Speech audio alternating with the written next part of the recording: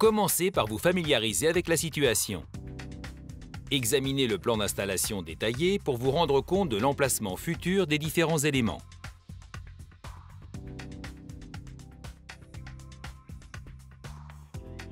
Marquez l'emplacement du thermostat à environ 1,5 m au-dessus du revêtement de sol, à l'abri des rayons du soleil et des courants d'air. Percez un trou de 65 mm dans le mur pour y fixer la boîte applique murale standard du thermostat.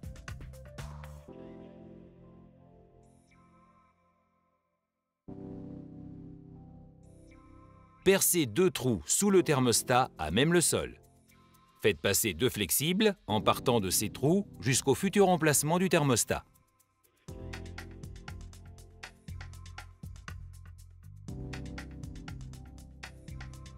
Pour les murs en béton, servez-vous d'une disqueuse afin de créer 2 encoches dans la paroi entre le sol et la boîte applique murale, puis enlevez l'intérieur en béton à l'aide d'un burin afin de fabriquer une rainure. Faites passer les 2 flexibles dans la rainure. Passez l'aspirateur sur toute la surface du sol à couvrir.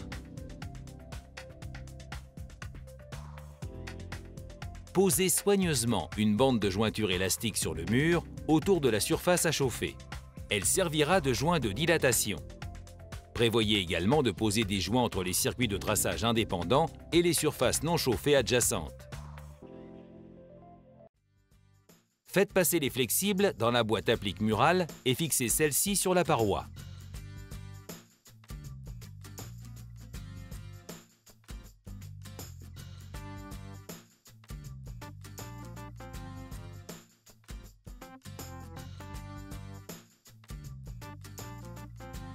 Commencez à poser les plaques d'isolation.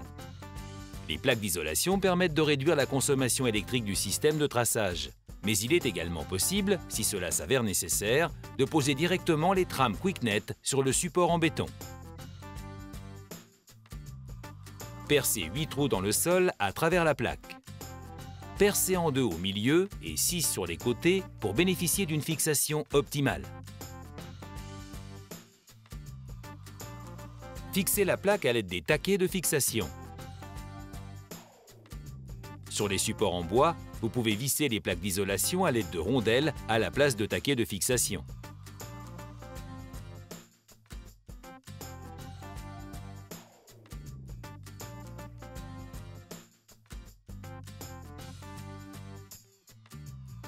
Au niveau du mur, découpez la plaque à la bonne longueur avec un couteau.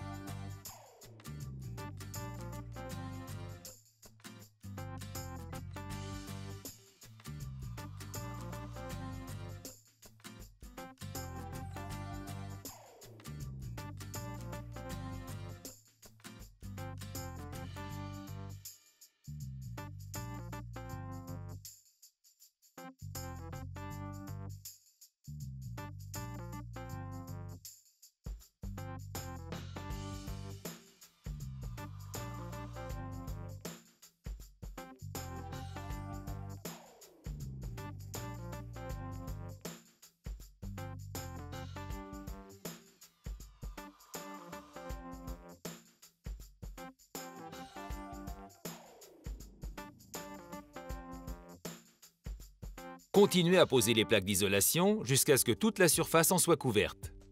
Vérifiez que les joints sont posés en décalé en respectant une distance minimale de 15 cm et que les plaques ne recouvrent pas de joints de dilatation.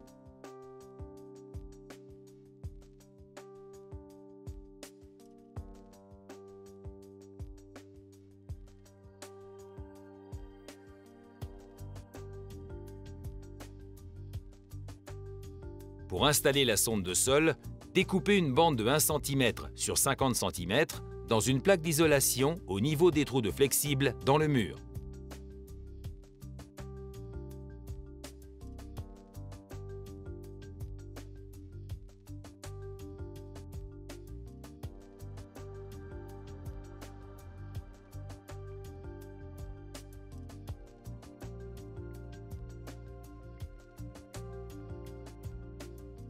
Introduisez, puis faites glisser la sonde de sol dans le flexible.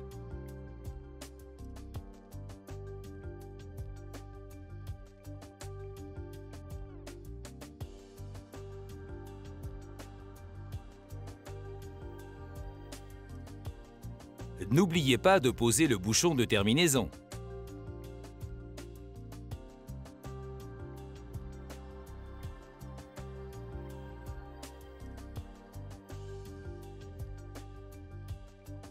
Collez le flexible de la sonde sur le sol pour le maintenir en place.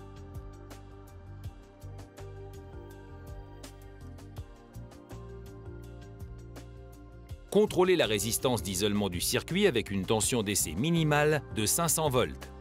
Nous préconisons une tension d'essai de 2500 volts. Le résultat doit dépasser 100 mégaohms. Indiquez le résultat du test sur le formulaire de mise en service.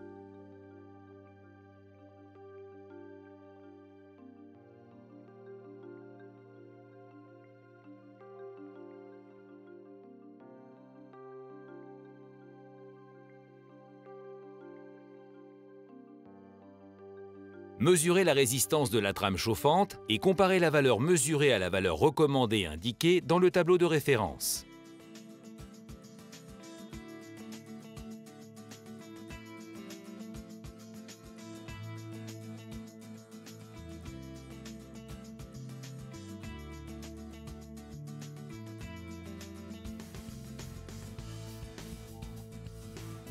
Faites passer le câble d'alimentation de la trame chauffante dans le flexible.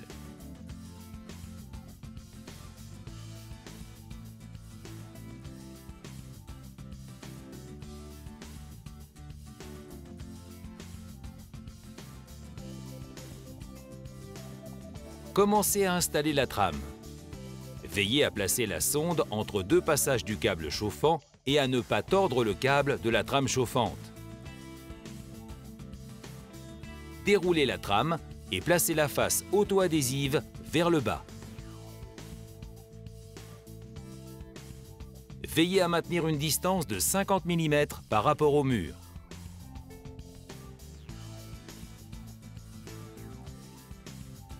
Lorsque vous arrivez près du mur, coupez la trame chauffante et retournez le rouleau. Attention à ne pas couper ou endommager le câble.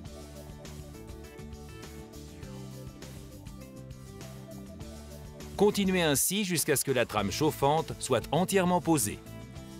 Il est possible de couper la trame chauffante ou de sortir le câble de la trame pour les besoins d'une installation dans un espace réduit. Veillez cependant à ne pas entrecroiser les câbles et à respecter la distance prévue entre les câbles afin d'éviter toute surchauffe. Au fait, pensez à contrôler à nouveau la résistance d'isolation du ruban et à noter le résultat du test sur le formulaire de mise en route.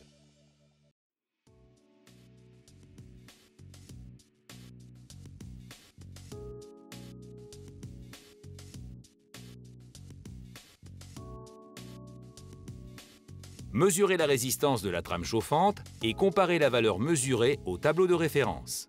Inscrivez le résultat dans le formulaire de mise en service.